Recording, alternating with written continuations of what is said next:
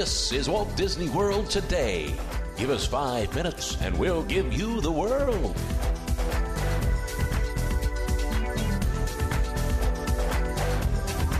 It's Friday, October 28th, 2005, and this is episode number 16 of Walt Disney World Today. I'm your host, Matt Hochberg from mgmstudios.org. To my left is Mike Scopa, Mouse Planet staff columnist and part-time resident of Pop Century. Welcome, Mike, rather. How you doing, Matt? Pretty good. And no Len Testa today. I hear he's visiting beautiful Youngstown, Ohio, and couldn't be with us today. We are going to be discussing how best to prepare a first-time Disney World visitor for a trip to the world. Now, Mike, I hear that you're probably one of the better people to talk to about this. You've got some experience with acclimating people to Walt Disney World who've never been there. I think, Matt, that when you talk about experience, I tend to believe that experience comes from making mistakes. And I think that over the years I've learned from my mistakes, and I've learned enough so that I feel really confident when I'm bringing someone, and really excited when I'm bringing somebody to Orlando for their first visit to Walt Disney World. And I've come up with some ideas that I hope that our listeners would be able to use when they ever get a chance to show someone the world for the first time. Okay, so where's the best place to start? I mean, being me and you, and I'm sure many of our listeners, we're super Walt Disney World nerds, as we've been called. Someone emailed us that term, by the way. So, it might be a little daunting to pick a spot to start because, we've got all this information in our heads, and, to start with someone new, we don't want to overwhelm them. So where's the best place to start? Well, you're right. You don't want to overwhelm them. And the first thing you want to know is you want to know your audience. You want to know all that you can about this person and what they feel Walt Disney World is all about. So my suggestion is that you sit down with this person and you say, what is the first thing that comes to mind when you hear the words Walt Disney World? The answers that you hear could give you all kinds of clues as to where you go from that point. You may hear this person talk about attractions. Well, I've heard about Splash Mountain. I've heard about Big Thunder Mountain Railroad. I've heard about Pirates of the Caribbean. I've heard about Spaceship Earth. I've heard about Soarin'. They may say, all I think of is Mickey Mouse. I think of Goofy. I think of Donald. And they may even use the word magic. Whatever that answer is, that would be a launching pad for you to go to the very next step as to where you would start your planning with this person. Okay, so let's assume, they don't give you some, they don't say something like stupid is their response to it or something like that. Let's, where would you start then with them after you kind of got a sense of what they're looking for? Well, I think it's important that you get an idea as to what they feel fun is all about. Some of those who I have taken down to Walt Disney World on their first trip are into thrill rides, and all they want to do is the thrill rides. Others are interested in the Disney magic, and they want to know what that's all about. Others just want to get involved with the characters. So what you do is you begin to map out a general idea as to what each touring plan would be for each park. And one thing that is very important that when you talk to a first-timer is that they need to know that they in no way can do everything in one trip. They need to know that their initial visit will give them a taste for what's down there, and you would show them the highlights, and then that would give them a real good idea, a real good reference point from which to visit down the road. So it'd be probably the smart thing to do then would be to, if let's say the person says, you know what, I really want to meet a lot of the characters, that's my thing, then, to center the trip around meeting characters, spending a lot more time, say, at the Magic Kingdom, and doing things that are more character related, and skipping perhaps some things that may be on the polar opposite of character meeting, which is maybe the thrill rides, maybe shopping, something like that. Would that make sense? Yeah, exactly. I mean, if you have someone who's really interested in meeting the characters, maybe you would be able to gently guide them to some character meet and greet opportunities, and maybe even work your way with the schedule so that you get to do some character meals that offer some great photo opportunities as well. So you could combine a little bit of the restaurant introductions to the character experiences. So that's another way of trying to make the most out of your time. And you hit upon restaurant, which is an excellent point, because I think, I mean, you've got the attractions, which are the forefront attraction, for lack of a better word, at Walt Disney World. But the restaurants, you can really hook people to Disney World just on the restaurants alone. Yeah, I think that one of the important things to do when you sit down with this first-timer is to try to get an idea, and you should know, if this is a relative or a friend, you should know their dining habits. This would be whether or not they are a breakfast person, if they prefer sit-down restaurants, if they would rather do counter service so that they can save time. You also need to know, well, how often do they like to eat? Do they eat 2 or 3 times a day? What times of the day do they like to eat? How many meals they like to have? Things like that. So those are little things that we take for granted as veterans, but we really need to know before months ahead of time, we need to know what type of dining habits our first timer has. Right. And I think you'll agree with me. One of the learning curves, if you will, of Walt Disney World is that, like you said, you can't do everything in one trip, but you can't even do anything in one trip physically. I mean, it takes a lot out of you to go to Walt Disney World. Yeah, you're hitting up against a really, really important point, Matt, and that is when I say you need to know your audience, you also need to know what their energy level is. You need to know if this person can go all day, if this person needs breaks, the age of the person, the physical, if there's any physical limitations. That really goes a long way into properly planning just how much you can do each day. Mobility can be a factor.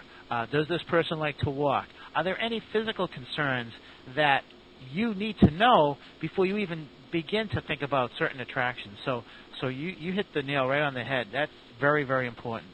Yeah, no, you bring up a great point because a lot of people have conditions that aren't necessarily apparent just by looking at them, and there are thrill attractions that can aggravate those conditions. I mean, a bad back, you might not even, excuse me, you might not even know that they have a bad back, and that kind of that can be aggravated instantly by a ride like Star Tours or Tower of Terror or Rock and Roller Coaster, something like that. Right. And actually, I'd like to. This is a good time. I'd really like to put in a good plug for a friend of mine, Deb Wills, who has written a book called "It's a Passporter," book on disability, special needs, and there are a lot of things in that book that would cover such things as physical problems or some kinds of condition that are not readily seen, and she gives very good advice as to how to go about handling those situations. So that's also something that everyone should know, and that is the physical limitations and any special conditions regarding this first-timer and their visit to Disney World. Well, definitely, I'll put a link in the show notes for the book so our listeners can look it up. And well, I think we kind of hit upon the major planning things. Well, let's get into it. Let's get into actually planning out what we're going to do. What's your advice for planning out what things to see, what your priorities might be? Okay, there are a few things that they just you have to do. That is, you really need to hit the major attractions and the sites. I'm sure that everyone who has been thinking about going to Disney World on their first visit has in mind some attractions. You want to make sure that you plan accordingly so that you can bring that person to those attractions in each of the major theme parks.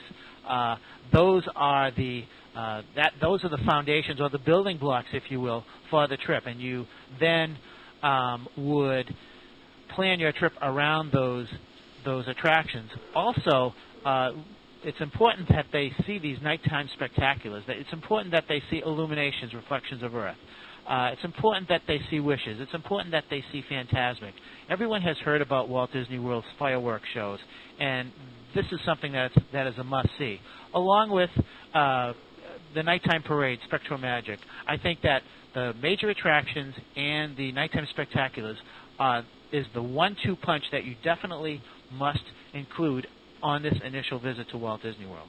Well, I think that's a great point, and I think that, to us, we can say things. I mean, obviously everyone knows, well, almost everybody knows about, attractions like Pirates of the Caribbean or Splash Mountain or Space Mountain, but, there are some great attractions that aren't well known, and I think to augment what you just said, Mike, I would probably recommend getting the Walt Disney World planning DVD So you can just pop it in there, and they can look at it and they can say, "Oh wow!" When Disney shows like a little clip of whatever attraction it is, "Oh, I want to see that one," or "Oh God, that looks so stupid." So that can give you a better idea also, and let your first-time guest get a better idea of what to expect. Yeah, I agree, Matt. What I try to do is I try to take all 4 theme park guide maps, and I give them to the person months ahead of time so that they can get a feel for what each theme park has as far as attractions and where in general they are, so that when they first walk through those turnstiles, they have an idea as to where Pirates is. They have an idea as to where Festival of the Lion King is. They have an idea as to where Tower of Terror is. They have an idea as to where Mission Space is. So that's another little tip that I just think is very worthwhile. And while we're talking about all these great attractions that they may see on the DVD or elsewhere, it's also important to also refocus on what you talked about earlier, Mike, and that is if what they're most interested in seeing, and if that's characters, if that's thrill rides, and making sure that they may think that all these things are great, but like you said, you can't do everything. So it's important to kind of keep them on the narrow path and try to work it into what you think. You, the Disney expert, would think is best for them to see on their first trip? Yeah, actually, it's almost like you're a teacher and they are the student, and you don't want to overeducate. The first visit to Walt Disney World is a real education, and what you don't want to do is you don't want to overwhelm the person. Things like a terminology you can put them into terminology overload. You start throwing out things like they could very easily mix up TTC with TTA. Getting the Ticket and Transportation Center mixed up with the Tomorrowland Transit Authority. You need to be very, very careful, and so you don't want to give them information overload as well. Yeah. Again, back to us being these Disney World super nerds that we are. It's very easy to put people off because of it. I know personally that I've totally turned off my entire family from Walt Disney World.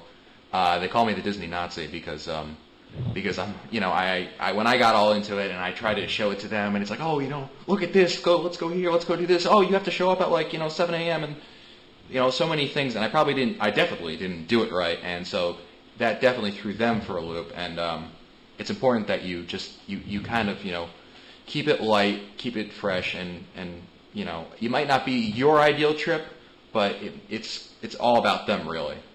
Yes, it is, and this is a good point. A friend of mine and I were talking about this very subject, and what she has done in the past is that she has taken first-timers down there, and about midway through the trip, she goes through what she calls an empowering process, in which she allows her first-timer to go off by themselves for an hour or two in a park and try to do some things on their own.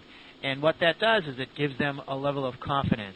It gives them a feeling that, yes, I can do this next time by myself. I don't need anyone to show me as much as I thought because I'm really comfortable with this. And at the same time, when they come back, you can let them plan the second half of the trip. Say, okay, what have we done that you would like to do again, or what haven't we done that you'd like to do? And give them a little, give them the control panel, and let them take off on the trip.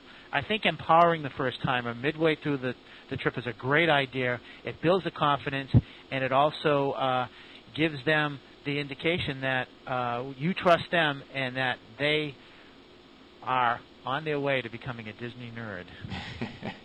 And then eventually a super Walt Disney World nerd, as someone emailed us and called us that one time. You bring up a great point, and like perhaps they may have like let's go back to that character example. Perhaps the whole point of the trip was kind of to focus the trip on characters, and perhaps halfway through, after you empower them, they might say characters are fun and all, but I really want to go do the thrill rides, or we need to go like I heard about this downtown Disney thing, I saw it on the DVD, let's go do that. That seems really interesting because the shopping we've done has been great. We can do something like that. I guess any other tips that you might offer, or general tips? Well, I think that there are two things that I'd like to finish off on this discussion, and that is that we want to make this very positive for them. So we want them to enjoy it as much as possible. We need to remember that this trip is for them, it's not for us. So we need to make it a very positive experience for them, because we know how much joy it can bring to you if you do it right. So I think that's important. And finally, I think that one thing that you may want to mention to first-timers when you first sit down and talk with them, and that is that you should describe Walt Disney World as being a glacier that you see on the ocean. You see a lot of things from the surface, and those are the things that you mentioned, Matt, the attractions that they know of. But below the surface, there are so many things that the layperson does not know. The British invasion in Epcot is a fine example. I recently brought my cousin down there, and she loved the Beatles. I didn't tell her about British invasion, but we walked by, and I said, hey, I think something's happening over here, and she was all excited. There are so many things that are there waiting for the right person, and I think that gradually everyone will get to see everything, but it's important to let the first-timer know that they won't see everything on the first trip, and it's also important to mold the trip for their interest. And if you do that, I'm sure they'll remember the magic. That's a great point. All right, well, I guess that's it for us today. This has been episode number 16 of Walt Disney World Today. Be sure to visit the Walt Disney World Today website at www.wdwtoday.com for the show notes, as well as the ability to send us all your comments about this podcast. And, of course, we'd love to hear from you, so please send us all of your questions to questions@wdwtoday.com. As always, you can look for our new shows on Mondays, Wednesdays, and Fridays of every week. For Len Testa, Mike Scopa, and Mike Newell, I'm Matt Hochberg. We'll see you next show.